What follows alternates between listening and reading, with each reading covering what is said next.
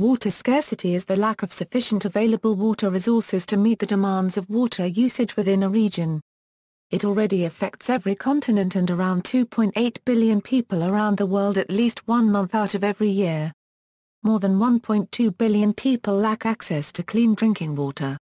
Water scarcity involves water stress, water shortage or deficits, and water crisis. While the concept of water stress is relatively new, it is the difficulty of obtaining sources of fresh water for use during a period of time and may result in further depletion and deterioration of available water resources. Water shortages may be caused by climate change, such as altered weather patterns including droughts or floods, increased pollution, and increased human demand and overuse of water. A water crisis is a situation where the available potable, unpolluted water within a region is less than that region's demand. Water scarcity is being driven by two converging phenomena: growing freshwater use and depletion of usable freshwater resources. Water scarcity can be a result of two mechanisms: physical water scarcity and economic water scarcity, where physical water scarcity is a result of inadequate natural water resources to supply a region's demand, and economic water scarcity is a result of poor management of the sufficient available water resources. According to the United Nations Development Programme, the latter is found more often to be the cause of countries or regions experiencing water scarcity, as most countries or regions have enough water to meet household, industrial, agricultural, and environmental needs, but lack the means to provide it in an accessible manner. The reduction of water scarcity is a goal of many countries and governments. The Union recognizes the importance of reducing the number of people without sustainable access to clean water and sanitation. The Millennium Development Goals within the United Nations Millennium Declaration state that by 2015 they resolve to halve the proportion of people who are unable to reach or to afford safe drinking water. Water stress. The United Nations estimates that, of 1.4 billion cubic kilometers of water on Earth, just 200,000 cubic kilometers represent fresh water available for human consumption. More than 1 in every 6 people in the world is water stressed, meaning that they do not have access to potable water. Those that are water stressed make up 1.1 billion people in the world and are living in developing countries. According to the Falkenmark Water Stress Indicator, a country or region is said to experience water stress when annual water supplies drop below 1,700 cubic meters per person per year. At levels between 1,700 and 1,000 cubic meters per person per year, periodic or limited water shortages can be expected. When a country is below 1,000 cubic meters per person per year, the country then faces water scarcity. In 2006, about 700 million people in 43 countries were living below the 1,700 cubic meters per person threshold. Water stress is ever intensifying in regions such as China, India, and sub-Saharan Africa, which contains the largest number of water-stressed countries of any region, with almost 1/4 of the population living in a water-stressed country. The world's most water-stressed region is the Middle East, with averages of 1,200 cubic meters of water per person. In China, more than 538 million people are living in a water-stressed region.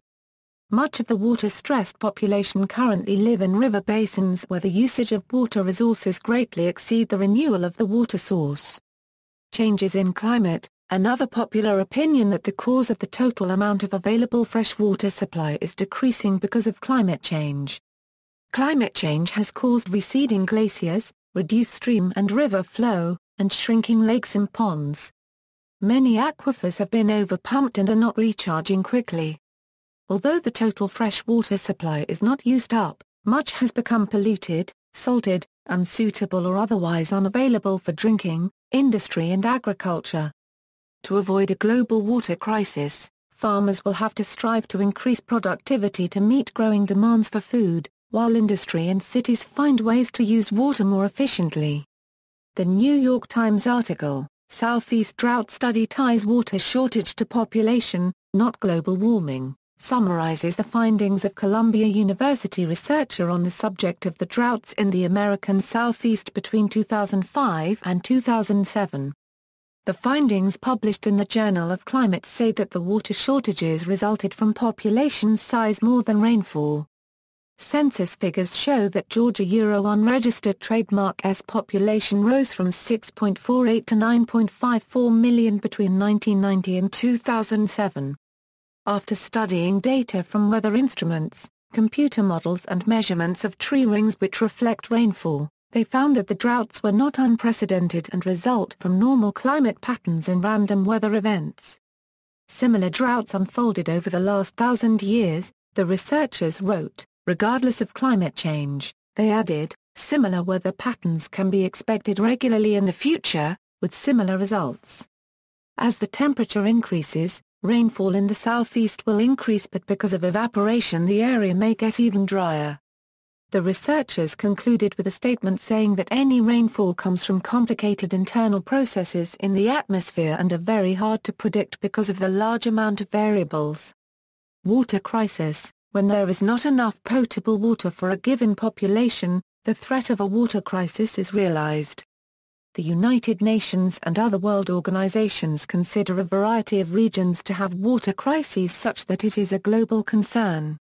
Other organizations, such as the Food and Agriculture Organization, argue that there is no water crises in such places, but steps must still be taken to avoid one. Causes of water crisis. There are several principal manifestations of the water crisis. Inadequate access to safe drinking water for about 884 million people, inadequate access to water for sanitation and waste disposal for 2.5 billion people, groundwater overdrafting leading to diminished agricultural yields, overuse and pollution of water resources harming biodiversity, regional conflicts over scarce water resources sometimes resulting in warfare. Waterborne diseases and the absence of sanitary domestic water are one of the leading causes of death worldwide. For children under age 5, waterborne diseases are the leading cause of death. At any given time, half of the world's hospital beds are occupied by patients suffering from waterborne diseases. According to the World Bank, 88% of all waterborne diseases are caused by unsafe drinking water, inadequate sanitation and poor hygiene. Water is the underlying tenuous balance of safe water supply, but controllable factors such as the management and distribution of the water supply itself contribute to further scarcity. A 2006 United Nations report focuses on issues of governance as the core of the water crisis, saying there is enough water for everyone, and water insufficiency is often due to mismanagement, corruption, lack of appropriate institutions, bureaucratic inertia and a shortage of investment in both human capacity and physical infrastructure. Official data also shows a clear correlation between access to safe water and GDP per capita. It has also been claimed, primarily by economists, that the water situation has occurred because of a lack of property rights, government regulations and subsidies in the water sector, causing prices to be too low and consumption too high. Vegetation and wildlife are fundamentally dependent upon adequate freshwater resources. Marshes, bogs and riparian zones are more obviously dependent upon sustainable water supply, but forests and other upland ecosystems are equally at risk of significant productivity changes as water availability is diminished. In the case of wetlands, considerable area has been simply taken from wildlife use to feed and house the expanding human population. But other areas have suffered reduced productivity from gradual diminishing of freshwater inflow, as upstream sources are diverted for human use. In 7 states of the U.S. over 80% of all historic wetlands were filled by the 1980s, when Congress acted to create a no net loss of wetlands. In Europe, extensive loss of wetlands has also occurred with resulting loss of biodiversity. For example, many bogs in Scotland have been developed or diminished through human population expansion. One example is the Port Leven moss in Aberdeenshire. On Madagascar, unregistered trademark S Highland Plateau, a massive transformation occurred that eliminated virtually all the heavily forested vegetation in the period 1970 to 2000. The slash-and-burn agriculture eliminated about 10% of the total county unregistered trademark S native biomass and converted it to a barren wasteland. These effects were from overpopulation and the necessity to feed poor indigenous peoples, but the adverse effects included widespread gully erosion that in turn produced heavily silted rivers that will run decades after the deforestation. This eliminated a large amount of usable fresh water and also destroyed much of the riverine ecosystems of several large west-flowing rivers. Several fish species have been driven to the edge of extinction and some, such as the disturbed Tokyo's coral reef formations in the Indian Ocean, are effectively lost. In October 2008, Peter Brobeck-Letmarv, chairman and former chief executive of Nestlé Copyright, warned that the production of biofuels will further deplete the world's water supply. Overview of regions suffering crisis impacts. There are many other countries of the world that are severely impacted with regard to human health and inadequate drinking water. The following is a partial list of some of the countries with significant populations whose only consumption is of contaminated water: Sudan 12.3 million, Venezuela 5.0 million, Ethiopia 2.7 million, Tunisia 2.1 million, Cuba 1.3 million. Several world maps showing various aspects of the problem can be found in this graph article. According to the California Department of Resources, if more supplies are in a unregistered trademark T found by 2020, the region will face a shortfall nearly as great as the amount consumed today. Los Angeles is a coastal desert able to support at most 1 million people on its own water. The Los Angeles Basin now is the core of a megacity that spans 220 miles from Santa Barbara to the Mexican border.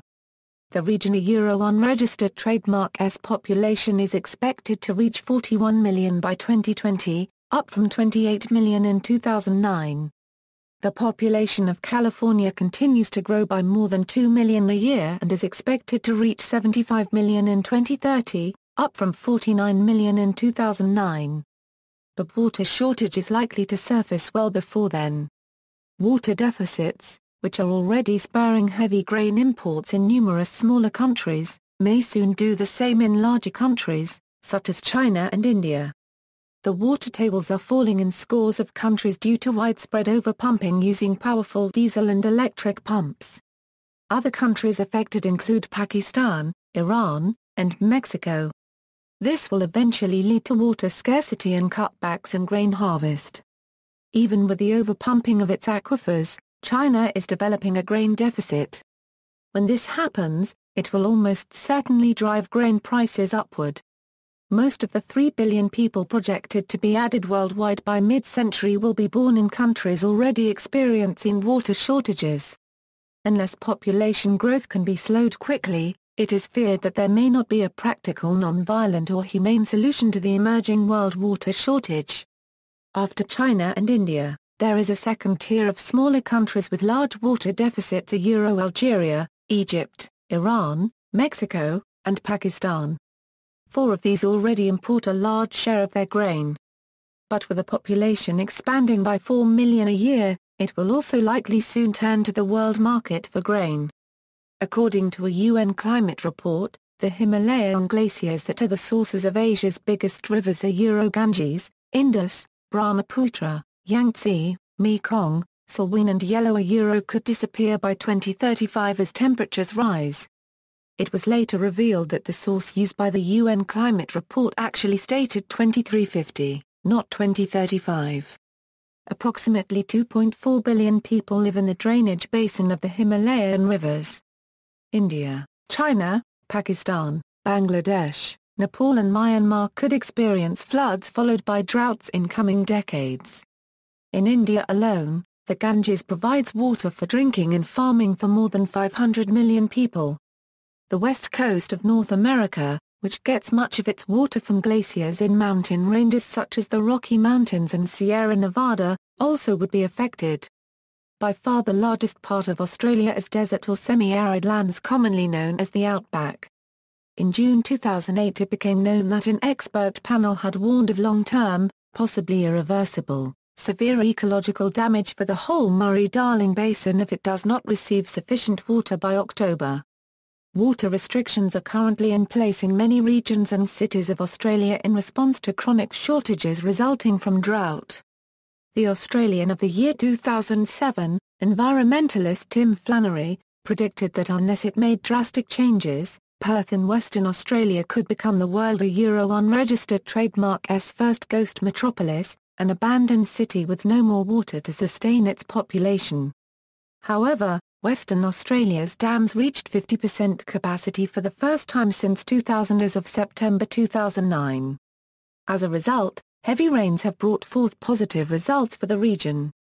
Nonetheless, the following year, 2010, Perth suffered its second driest winter on record and the Water Corporation tightened water restrictions for spring.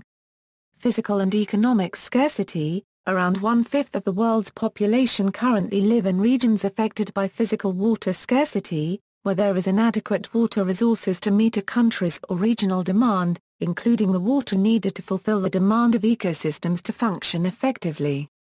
Arid regions frequently suffer from physical water scarcity.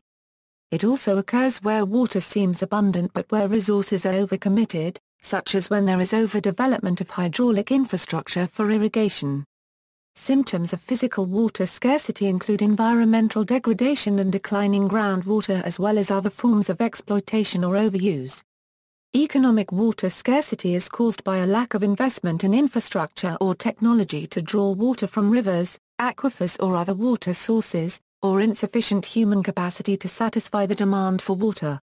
1/4 of the world's population is affected by economic water scarcity.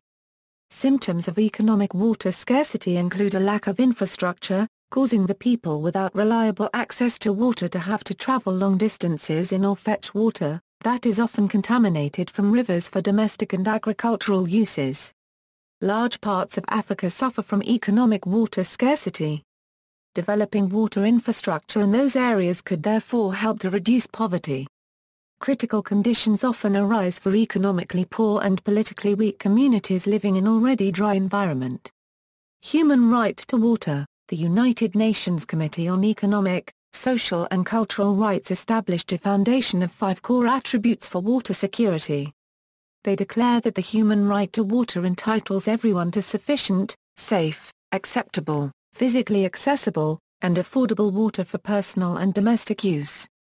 Millennium Development Goals. In order to address the effects of economic water scarcity, increasing access of safe, accessible drinking water was made an international development goal by the United Nations at the Millennium Summit in the year 2000. During this time, the Millennium Development Goals were drafted and 8 goals were agreed upon by all 189 UN members. MDG 7 sets a target for reducing the proportion of the population without sustainable access to safe drinking water by half by the year 2015. This would mean that more than 600 million people would gain access to a safe source of drinking water. According to D+C Development and Cooperation magazine, MDG 7 is still far from being reached as of 2012. Since national governments often cannot meet the infrastructure needs for growing populations on their own. According to the magazine, governments are receiving assistance from many NGOs that put forth their effort in assisting developing nations in the realm of water security. Water scarcity's effects on environment. Water scarcity has many negative impacts on the environment, including lakes, rivers, wetlands, and other freshwater resources. The resulting water overuse that is related to water scarcity, often located in areas of irrigation agriculture, harms the environment in several ways including increased salinity, nutrient pollution, and the loss of floodplains and wetlands. Furthermore, water scarcity makes flow management and the rehabilitation of urban streams problematic.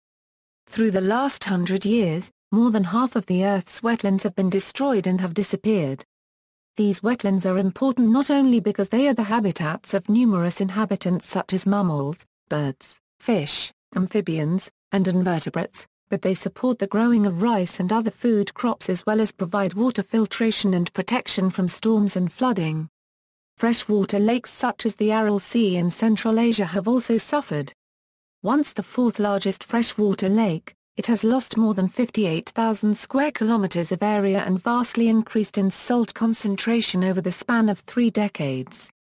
Subsidence, or the gradual sinking of landforms, is another result of water scarcity. The U.S. Geological Survey estimates that subsidence has affected more than 17,000 square miles in 45 U.S. states, 80% of it due to groundwater usage. In some areas east of Houston, Texas, the land has dropped by more than 9 feet due to subsidence. Brownwood, a subdivision near Baytown, Texas, was abandoned due to frequent flooding caused by subsidence and has since become part of the Baytown Nature Center. Climate change, aquifer drawdown or overdrafting and the pumping of fossil water increases the total amount of water within the hydrosphere subject to transpiration and evaporation processes, thereby causing accretion in water vapor and cloud cover, the primary absorbers of infrared radiation in the Earth's atmosphere. Adding water to the system has a forcing effect on the whole Earth system, an accurate estimate of which hydrogeological fact is yet to be quantified. Depletion of freshwater resources. Apart from the conventional surface water sources of freshwater such as rivers and lakes, other resources of freshwater such as groundwater and glaciers have become more developed sources of freshwater, becoming the main source of clean water. Groundwater is water that has pooled below the surface of the earth and can provide a usable quantity of water through springs or wells. These areas where groundwater is collected are also known as aquifers. Glaciers provide fresh water in the form meltwater, or fresh water melted from snow or ice, that supply streams or springs as temperatures rise. More and more of these sources are being drawn upon as conventional sources' usability decreases due to factors such as pollution or disappearance due to climate changes. The exponential growth rate of the human population is a main contributing factor in the increasing use of these types of water resources. Groundwater. Until recent history, groundwater was not a highly utilized resource. In the 1960s, more and more groundwater aquifers developed. Changes in knowledge, technology and funding have allowed for focused development into abstracting water from groundwater resources away from surface water resources. These changes allowed for progress in society such as the agricultural groundwater revolution, expanding the irrigation sector allowing for increased food production and development in rural areas. Groundwater supplies nearly half of all drinking water in the world. The large volumes of water stored underground in most aquifers have a considerable buffer capacity allowing for water to be withdrawn during periods of drought or little rainfall.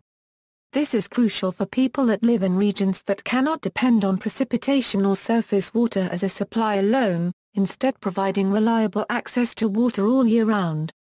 As of 2010, the world's aggregated groundwater abstraction is estimated at approximately 1,000 km3 per year, with 67% used for irrigation, 22% used for domestic purposes and 11% used for industrial purposes. The top 10 major consumers of abstracted water make up 72% of all abstracted water use worldwide. Groundwater has become crucial for the livelihoods and food security of 1.2 to 1.5 billion rural households in the poorer regions of Africa and Asia. Although groundwater sources are quite prevalent, one major area of concern is the renewal rate or recharge rate of some groundwater sources. Abstracting from groundwater sources that are non-renewable could lead to exhaustion if not properly monitored and managed. Another concern of increased groundwater usage is the diminished water quality of the source over time. Reduction of natural outflows, decreasing stored volumes, declining water levels and water degradation are commonly observed in groundwater systems. Groundwater depletion may result in many negative effects such as increased cost of groundwater pumping, induced salinity and other water quality changes, land subsidence, degraded springs and reduced basin flows. Human pollution is also harmful to this important resource. Glaciers are noted as a vital water source due to their contribution to stream flow. Rising global temperatures have noticeable effects on the rate at which glaciers are melting, causing glaciers in general to shrink worldwide. Although the meltwater from these glaciers are increasing the total water supply for the present, the disappearance of glaciers in the long term will diminish available water resources. Increased meltwater due to rising global temperatures can also have negative effects such as flooding of lakes and dams and catastrophic results. Measurement of water scarcity. Hydrologists today typically assess water scarcity by looking at the population water equation. This is done by comparing the amount of total available water resources per year to the population of a country or region. A popular approach to measuring water scarcity has been to rank countries according to the amount of annual water resources available per person. For example, according to the Falkenmark Water Stress Indicator, a country or region is said to experience water stress when annual water supplies drop below 1,700 cubic meters per person per year. At levels between 1,700 and 1,000 cubic meters per person per year, periodic or limited water shortages can be expected. When water supplies drop below 1,000 cubic meters per person per year, the country faces water scarcity. The United Nations FAO states that by 2025, 1.9 billion people will be living in countries or regions with absolute water scarcity, and two-thirds of the world population could be under stress conditions. The World Bank adds that climate change could profoundly alter future patterns of both water availability and use, thereby increasing levels of water stress and insecurity, both at the global scale and in sectors that depend on water. Other ways of measuring water scarcity include examining the physical existence of water in nature, comparing nations with lower or higher volumes of water available for use. This method often fails to capture the accessibility of the water resource to the population that may need it. Others have related water availability to population. Another measurement, calculated as part of a wider assessment of water management in 2007, aimed to relate water availability to how the resource was actually used. It therefore divided water scarcity into a Euro-physical, a Euro-unregistered trademark and a Euro-economic, a Euro-unregistered trademark.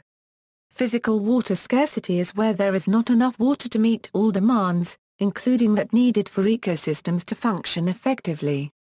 Arid regions frequently suffer from physical water scarcity.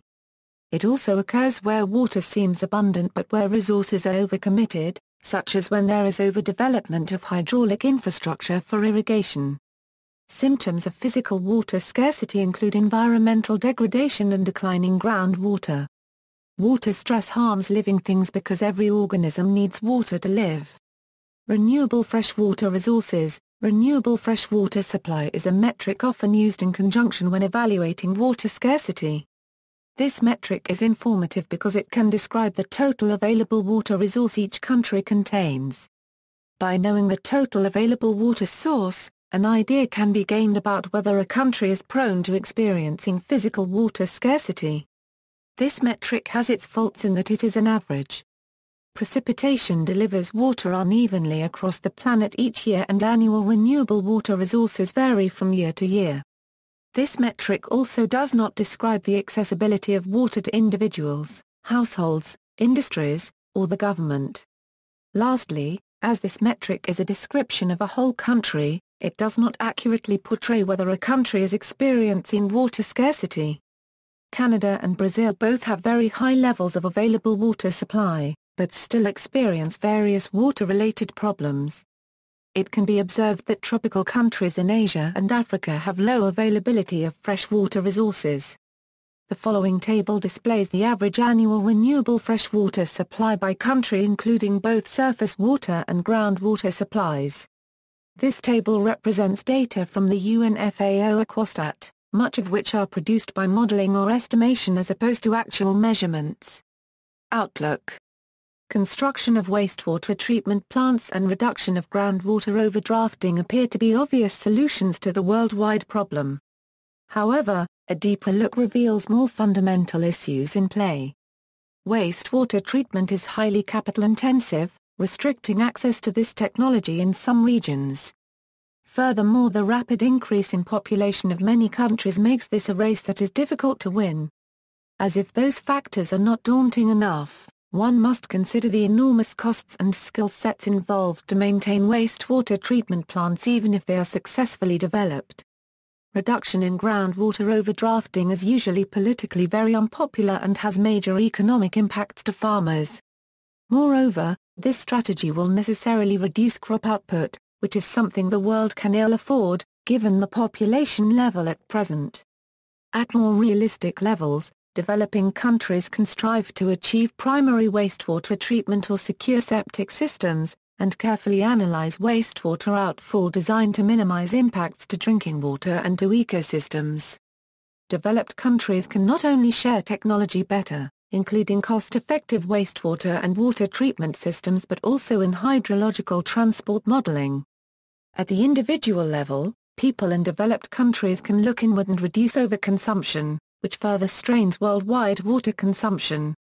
Both developed and developing countries can increase protection of ecosystems, especially wetlands and riparian zones. These measures will not only conserve biota, but also render more effective the natural water cycle flushing and transport that make water systems more healthy for humans. A range of local, low-tech solutions are being pursued by a number of companies. These efforts center around the use of solar power to distill water at temperatures slightly beneath that at which water boils. By developing the capability to purify any available water source, local business models could be built around the new technologies, accelerating their uptake. Global experiences in managing water crisis. It is alleged that the likelihood of conflict rises if the rate of change within the basin exceeds the capacity of institution to absorb the change. Although water crisis is closely related to regional tensions, history showed that acute conflicts over water are far less than the record of cooperation. The key lies in strong institutions and cooperation. The Indus River Commission and the Indus Water Treaty survived 2 wars between India and Pakistan despite their hostility, proving to be a successful mechanism in resolving conflicts by providing a framework for consultation, inspection and exchange of data. The Mekong Committee has also functioned since 1957 and survived the Vietnam War. In contrast, regional instability results when there is an absence of institutions to cooperate in regional collaboration, like Egypt's unregistered trademark plan for a high dam on the Nile. However, there is currently no global institution in place for the management of transboundary water sources, and international cooperation has happened through ad hoc collaborations between agencies, like the Mekong Committee, which was formed due to an alliance between UNICEF and the U.S. Bureau of Reclamation. Formation of strong international institutions seems to be a way forward. They fuel early intervention and management, preventing the costly dispute resolution process. One common feature of almost all resolved disputes is that the negotiations had AA-OE need BACEDA instead of AA-O right BACEDA paradigm. Irrigable lands, population, technicalities of projects define needs. The success of a need-based paradigm is reflected in the only water agreement ever negotiated in the Jordan River Basin, which focuses on needs not on rights of riparians. In the Indian subcontinent, irrigation requirements of Bangladesh determine water allocations of the Ganges River. A need-based, regional approach focuses on satisfying individuals with their need of water, ensuring that minimum quantitative needs are being met. It removes the conflict that arises when countries view the treaty from a national interest point of view, move away from the zero-sum approach to a positive-sum, integrative approach that equitably allocated the water and its benefits. The Blue Peace framework, developed by Strategic Foresight Group in partnership with the governments of Switzerland and Sweden, offers a unique policy structure which promotes sustainable management of water resources combined with cooperation for peace. By making the most of shared water resources through cooperation rather than mere allocation between countries, the chances for peace can be increased. The Blue Peace approach has proven to be effective in cases like the Middle East and the Nile Basin. See also. References. Further reading, an International Food Policy Research Institute book about the intersection of water policy, globalization and food security, Ringler, C., Biswas, A., and Klein, S., eds. 2010. Global Change, Impacts on Water and Food Security. Heidelberg, Springer. Stephen Solomon. Water, the Epic Struggle for Wealth, Power, and Civilization. Harper. PA 608. ISBN A978-0-06-054830-8. Alexander Bell. Peak Water: A Civilization and the World's Water Crisis. Edinburgh, Leaworth. PA 208.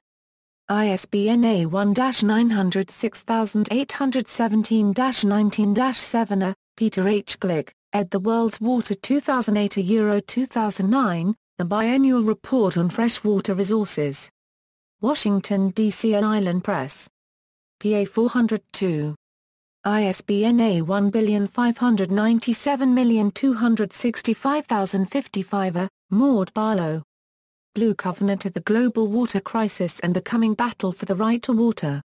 New Yorker New Press distributed by W. W. Norton. PA 196. ISBN A978-1-59558-186-0. Richard Heinberg. Peak Everything, Waking Up to the Century of Declines. Gabriela, BCA New Society Publishers. PA 213. ISBN A978-0-86571-598-1. Ian Gelbert, Ernest A., and Anne Foley Shoring, ed. Water Scarcity, Impacts on Western Agriculture. Berkeley, University of California Press. Jamil M. Zoaid. No Peace Without Water Euro The Role of Hydropolitics in the Israel-Palestine Conflict. London. External links, Beyond Scarcity, Power, Poverty and the Global Water Crisis. United Nations Development Programme. 2006. Water Availability and Use in the Arab World. An infographic by Carboun. Food exports can drain arid regions, dry regions. Export unregistered trademark water as agricultural products. March 24, 2012. Science News, The World Bank's Work and Publications on Water Resources. BBC News. World Water Crisis Maps, International Action, Fighting a Water Crisis in Haiti, Food and Water Security Under Global Change and Water Policy at the http www.ifpri.org/ International Food Policy Research Institute. China Water Crisis. Greenpeace China, Water Wars, multimedia coverage of East Africa's water crisis from clpmag.org, Water Crisis Information Guide. From Middletown Thrall Library. Subjects include, drinking water, government information, international challenges and efforts, global water issues, oceanography, sea levels, desalination, water scarcity, pollution and contaminants, conservation and recycling, news and special reports, and library catalog. Subject headings for further research. Raipur Water Crisis website for World, http, water.org, Water Wars, A Global Crisis. Interview with Dr. Richard Shaman. Water Crisis Explained in 2 Minutes. Without Water, Revolution. The Syrian regime ignored a devastating drought, radicalizing its citizens. Thomas Friedman. Opinion. The Syrian Civil War Factors,